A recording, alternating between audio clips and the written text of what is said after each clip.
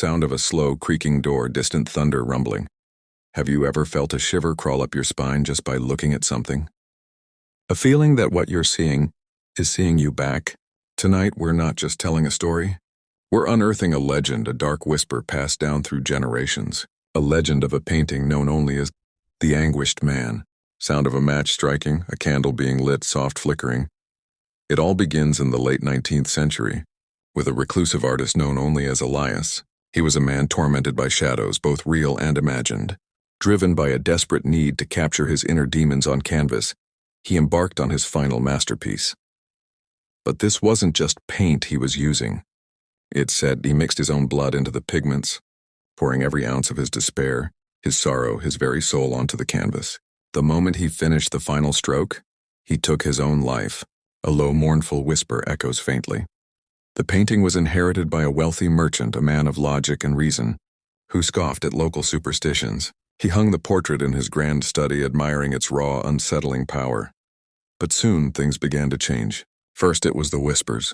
Faint at first, like the rustling of leaves, they would slither from the study late at night. The family reported seeing a dark, shadowy figure lingering at the edge of their vision. Then came the nightmares.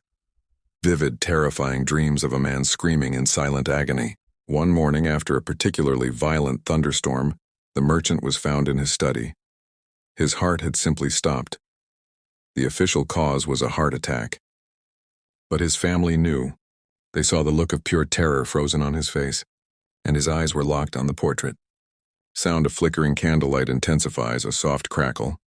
Desperate, the family sold the estate and the painting along with it. The next owner, a young socialite, bought it for a pittance, charmed by its Gothic allure. She threw lavish parties with the portrait as her centerpiece. But her laughter soon turned to sobs. Her fortune vanished overnight, her friends abandoned her, and she descended into a spiral of paranoia. She claimed the eyes in the painting followed her, glowing faintly in the dark. She swore the face would shift, its expression morphing from anguish to a sneer. She was eventually committed to an asylum, her last coherent words being a warning. He's in the paint, he's watching. Pacing of voiceover quickens, tension rises, sound of a low, growing hum. Owner after owner. The story repeats, each one a new chapter in the same horrifying book. Misfortune, madness, and death cling to this canvas like a shroud. Fires with no source, sudden illnesses with no cure. Voices that whisper your deepest fears when you're all alone. They say the original painting is now locked away, hidden from the world by a family terrified of its power. But copies have been made, and some believe the artist's curse wasn't confined to the original canvas.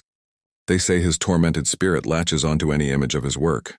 So if you ever come across a portrait of a man with hollowed, haunted eyes, a face etched with a pain so deep it feels real, turn away.